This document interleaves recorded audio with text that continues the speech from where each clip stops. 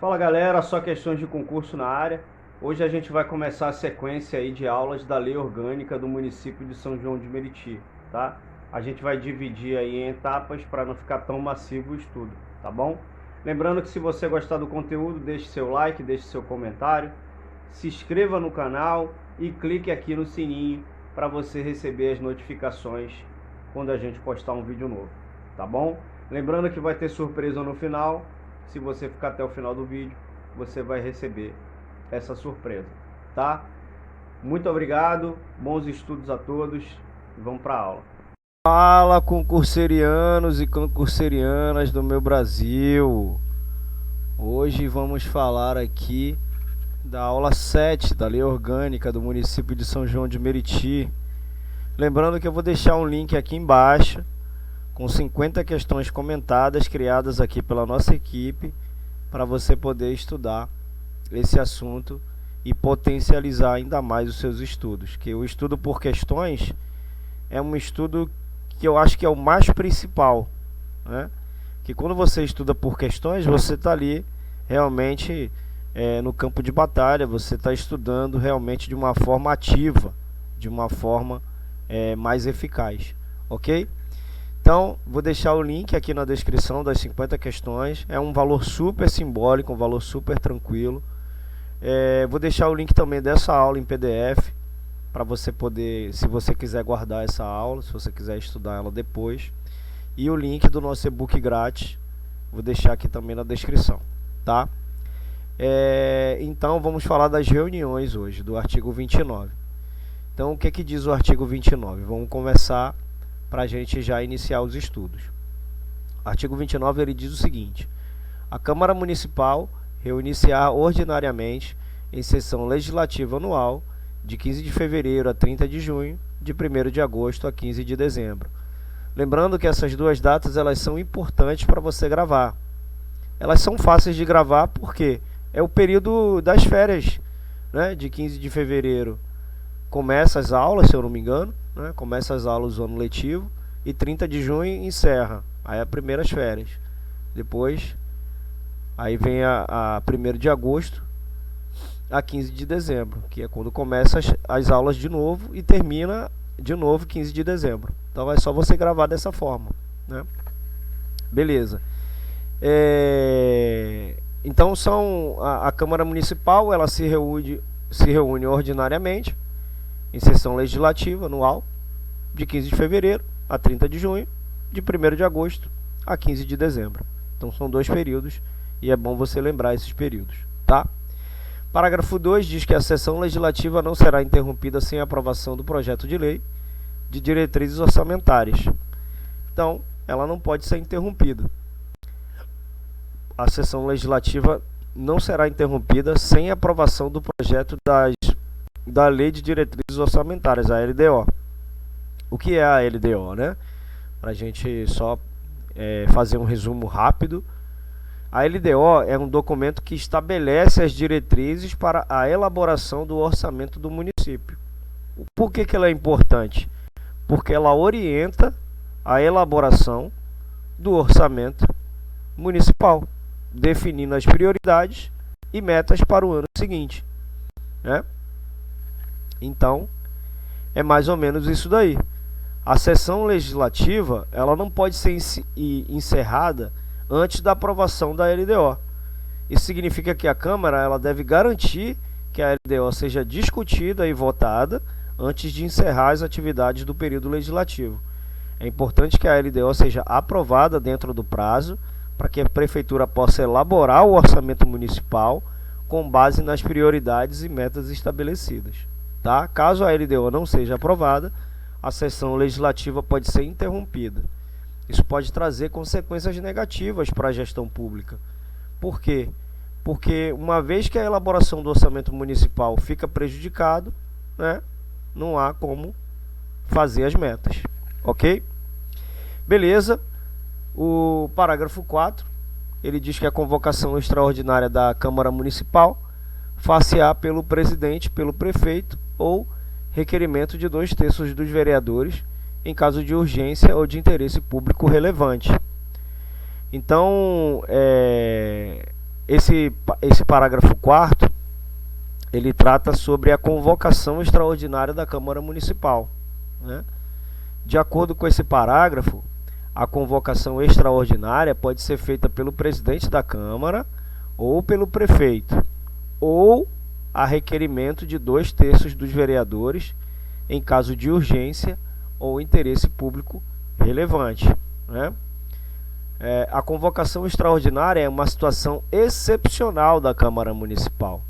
Ela é convocada para se reunir fora do período ordinário, ou seja, fora das datas estabelecidas, né, no artigo 1º, no parágrafo 1º do artigo 29.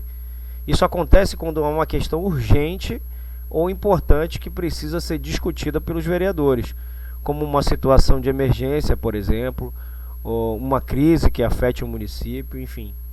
Então, pode ser feita essa convocação extraordinária. No parágrafo 5, né, na sessão legislativa extraordinária, a Câmara somente deliberará sobre a matéria para a qual foi convocada. Então, aqui, no caso, nas sessões legislativas extraordinárias, a Câmara ela tem que focar, né? Isso significa que ela é convocada com um objetivo específico, né? Então, ela deve se limitar a discutir e deliberar apenas sobre a matéria para a qual foi convocada. Por exemplo, se a convocação foi feita para tratar de um projeto de lei específico, a Câmara ela só poderá discutir e votar sobre esse projeto, não podendo tratar de outras matérias. Maravilha? Vamos seguir. Então, aqui falando das mesas e das comissões.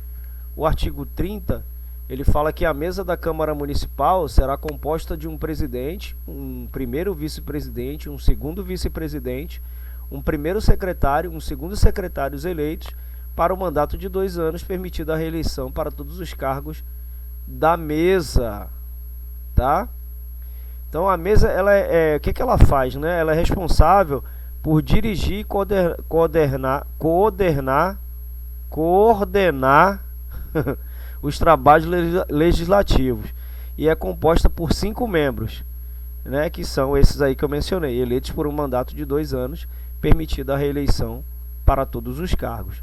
Os cargos que compõem a mesa, só recapitulando: presidente, primeiro vice-presidente, segundo vice-presidente, primeiro secretário, segundo secretário, e só. Beleza? Então o presidente é o cargo maior, é responsável por representar a Câmara nas relações com outros órgãos públicos e entidades da sociedade civil. O primeiro presidente, o primeiro vice-presidente e o segundo vice-presidente têm a função de substituir o presidente em caso de ausência ou impedimento. Já os cargos de primeiro e segundo secretário têm a responsabilidade de secretariar as sessões e redigir as atas. Maravilha? Presidente, então, no parágrafo 2, ele diz que o presidente representa o poder legislativo. Então, nada mais é do que o presidente, ele é responsável por representar o poder legislativo perante outras instituições e entidades, tanto no âmbito municipal quanto em instâncias superiores.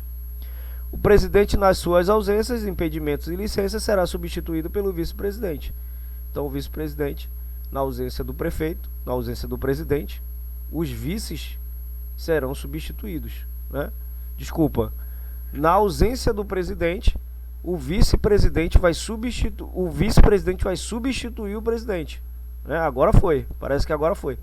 Então, nada mais é a função do vice-presidente, caso de impedimento e licenças, ele substitui o presidente. Maravilha? Beleza, vamos aqui para o artigo 31. Então, a Câmara Municipal terá comissões permanentes e temporárias, constituídas na forma e com atribuições previstas no regimento interno ou no ato de sua criação. Então, falando das comissões permanentes, elas são aquelas que existem durante toda a legislatura e tem por objetivo, qual é o objetivo dela? Realizar estudos, emitir pareceres e apresentar propostas relacionadas aos assuntos que são de sua competência. Essas comissões são compostas por um número de vereadores determinado pelo regimento interno e podem ser instaladas tanto por iniciativa da mesa diretora quanto por solicitação de 1/3 dos membros da Câmara. Beleza? Falando das temporárias, essas aqui. Já as comissões temporárias são criadas com a finalidade específica de estudar e emitir parecer sobre determinada matéria que tramita na Câmara Municipal. Essas comissões têm prazo determinado para funcionar e elas são compostas por um número de vereadores definidos no ato da sua criação. Maravilha? Então, o parágrafo 1, ele diz que as comissões, em razão da matéria de sua competência, cabe. Essas comissões, elas são incumbidas de realizar audiências públicas com entidades da comunidade. Isso significa que as comissões podem convidar representantes de organizações, associações, sindicatos e outros grupos da sociedade civil para participar de audiências e debates e debater assuntos de interesse público relacionados à área de atuação. O 2, ele diz que convocar secretários municipais para prestar informações sobre assuntos inerentes às suas atribuições. Então, as comissões, elas podem convocar os secretários municipais para prestar informações sobre assuntos inerentes às suas atribuições. Essa é uma importante ferramenta de fiscalização. Por quê? Porque ela controla as atividades executivas do poder municipal, uma vez que permite que os vereadores obtenham informações detalhadas sobre a gestão pública e possam avaliar o desempenho dos secretários municipais no cumprimento de suas atribuições. Tá? No terceiro, as comissões podem receber petições, reclamações, representação ou queixa de qualquer pessoa contra atos ou omissão das autoridades públicas municipais. Então, a Câmara, ela funciona com transparência, né? Ela aceita essas reclamações de qualquer pessoa. Então, essa é uma importante atribuição das comissões, pois permite que a sociedade civil ela tenha um canal direto de comunicação com o Poder Legislativo Municipal e assim ela possa apresentar suas demandas, sugestões e críticas em relação à gestão pública e às políticas municipais. Então, as comissões também podem solicitar depoimentos de qualquer autoridade ou cidadão no interesse da comunidade. Opa, passei aqui. Da comunidade, né? Então, ela pode solicitar depoimentos de autoridades e cidadãos, né? Pode ser, nesse caso, é uma ferramenta valiosa, porque ela pode obter informações e esclarecer questões relevantes para a comunidade, enquanto a apreciação de programas de obras e planos municipais de desenvolvimento, nesse caso aqui é o 5, né? Apreciar programas de obras, planos municipais de desenvolvimento e sobre eles emitir parecer. Então, sobre essa parte, é uma possibilidade de fazer uma análise mais detalhada desses projetos e fazer a elaboração de pareceres que possam orientar a tomada de decisões dos vereadores em relação a essas questões.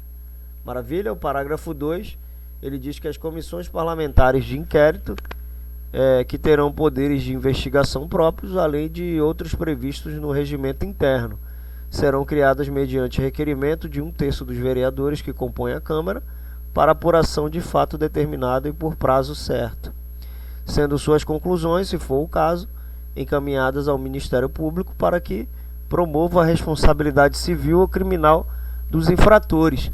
Então, a Câmara, ela tem as CPIs, né? Aqui é falando um pouco das CPIs. Ela possui, as CPIs, ela possui uma investigação interna, uma investigação própria, né? Além disso, além de outros previstos no regimento interno da Câmara. Então, ao final dessa investigação, caso haja indícios de irregularidade ou crimes, as conclusões das CPIs aí sim são encaminhadas para o Ministério Público para que sejam tomadas as medidas necessárias para a responsabilização civil ou criminal dos envolvidos. Então, ela tem essas comissões parlamentares internas, né, para investigar a investigação dos seus próprios membros. Aí, caso não se resolva, é enviado para o Ministério Público. Maravilha? Respira fundo que vai. Vamos lá.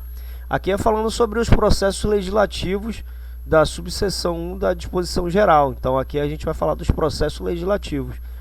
O artigo 33, ele diz aqui, ó, o processo legislativo compreende a elaboração de quê? Então o processo legislativo, ele compreende a elaboração de emenda à lei orgânica do município, né? O que quer dizer? Essa é a lei mais importante, né? São as modificações realizadas na lei orgânica do município, né, é a lei fundamental do município. Para que seja aprovada, é necessário o voto favorável de no mínimo 2/3 dos vereadores. Maravilha? Tem as leis complementares, que são as leis que complementam e regulamentam a lei orgânica do município. Elas exigem uma maioria absoluta de votos para serem aprovadas também. Tem a lei ordinária, que não é a lei do compadre Washington, né? É uma lei que trata de assuntos de interesse local e não são abrangidos pelas leis complementares. Ou seja, elas têm aí uma exigência da maioria simples para serem aprovadas. Tem as leis delegadas, que são as leis elaboradas pelo prefeito municipal, com autorização da Câmara Municipal, para tratar de assuntos específicos. Tem as resoluções, que são atos normativos da Câmara Municipal, de caráter interno ou externo, que tratam de assuntos específicos, tais como a criação de comissões parlamentares de inquérito. Tem os decretos legislativos, né? É um processo legislativo, são os decretos legislativos. São os atos da Câmara Municipal que possuem força de lei e se referem a assuntos específicos, tais como a aprovação de contas do prefeito municipal. Maravilha? E o 5, as medidas provisórias.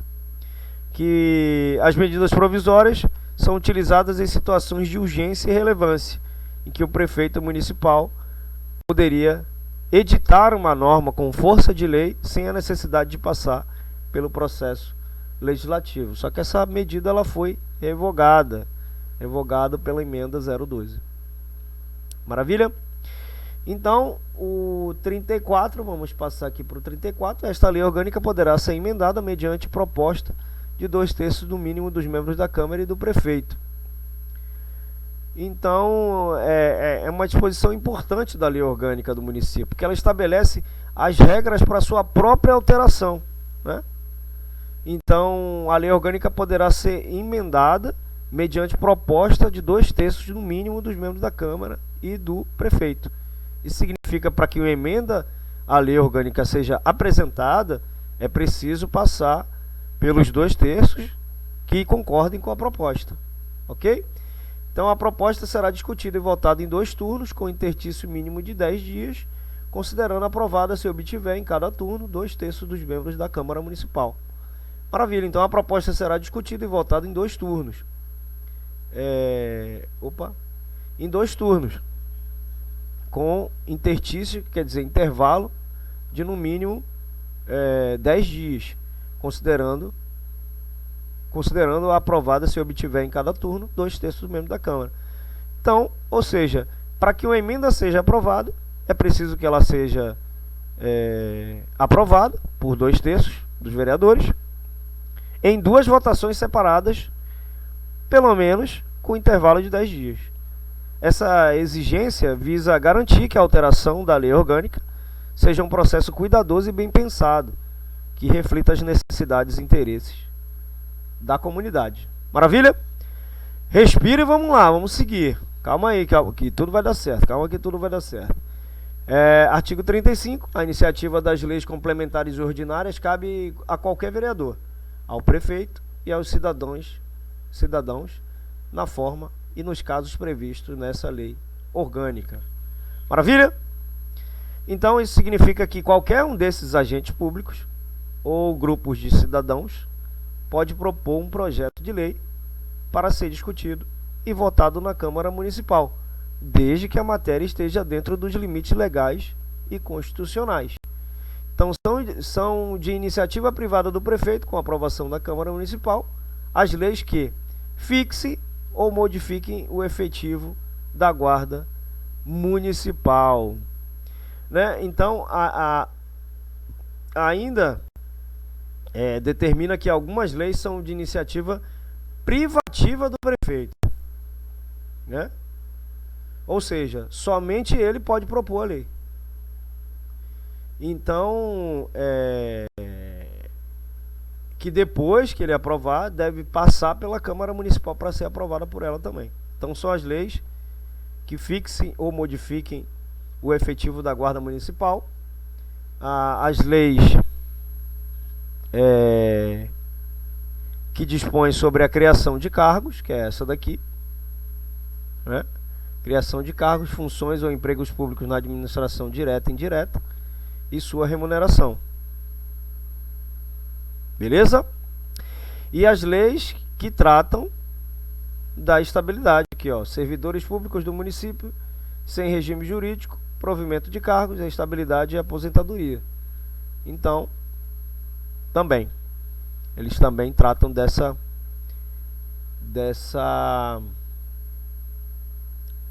iniciativa privada, né, do prefeito.